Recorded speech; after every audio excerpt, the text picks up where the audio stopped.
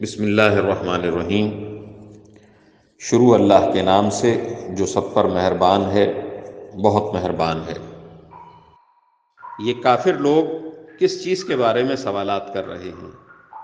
اس زبردست واقعے کے بارے میں جس میں خود ان کی باتیں مختلف ہیں۔ خبردار، انہیں بہت جلد پتہ لگ جائے گا۔ دوبارہ خبردار، انہیں بہت جلد پتہ لگ جائے گا۔ کیا ہم نے زمین کو ایک بچھونا نہیں بنایا اور پہاڑوں کو زمین میں گڑی ہوئی میخیں، اور تمہیں مرد و عورت کے جوڑوں کی شکل میں ہم نے پیدا کیا، اور تمہاری نیند کو تھکن دور کرنے کا ذریعہ ہم نے بنایا، اور رات کو پردے کا سبب ہم نے بنایا، اور دن کو روزی حاصل کرنے کا وقت ہم نے قرار دیا، اور ہم نے ہی تمہارے اوپر 7 مضبوط وجود آسمان تعمیر کیے، اور ہم نے ہی ایک دہکتا ہوا چراغ سورج پیدا کیا، اور ہم نے ہی بھرے ہوئے بادلوں سے موسلا دھار پانی برسایا تاکہ اس سے غلہ اور دوسری سبزیاں اگائیں، اور گھنے باغات بھی۔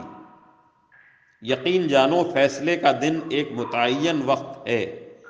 وہ دن جب سور پھونکا جائے گا تو تم سب فوج در فوج چلے آؤ گے، اور آسمان کھول دیا جائے گا تو اس کے دروازے ہی دروازے بن جائیں گے، اور پہاڑوں کو چلایا جائے گا تو وہ ریت کے سراب کی شکل اختیار کر لیں گے۔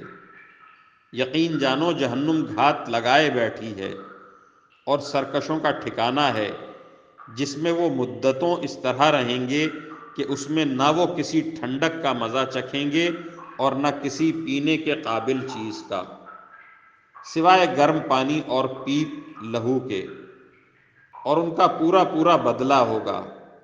وہ اپنے اعمال کے حساب کا عقیدہ نہیں رکھتے تھے، اور انہوں نے ہماری آیتوں کو بڑھ چڑھ کر جھٹلایا تھا، اور ہم نے ہر چیز کو لکھ کر محفوظ کر رکھا ہے۔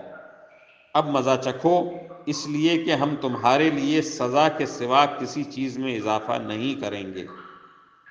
جن لوگوں نے تقوی اختیار کیا تھا ان کی بے شک بڑی جیت ہے۔ باغات اور انگور اور نوخیز ہم عمر لڑکیاں اور چھلکتے ہوئے پیمانے، وہاں پر وہ نہ کوئی بیہودہ بات سنیں گے اور نہ کوئی جھوٹی بات۔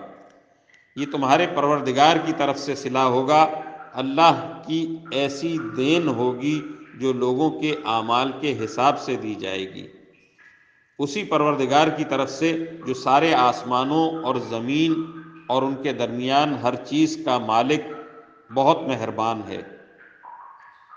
کسی کی مجال نہیں ہے کہ اس کے سامنے بول سکے۔ جس دن ساری روحیں اور فرشتے قطاریں بنا کر کھڑے ہوں گے، اس دن سوائے اس کے کوئی نہیں بول سکے گا جسے خدائے رحمان نے اجازت دی ہو، اور وہ بات بھی ٹھیک کہے۔ وہ دن ہے جو برحق ہے۔ اب جو چاہے وہ اپنے پروردگار کے پاس ٹھکانہ بنا رکھے۔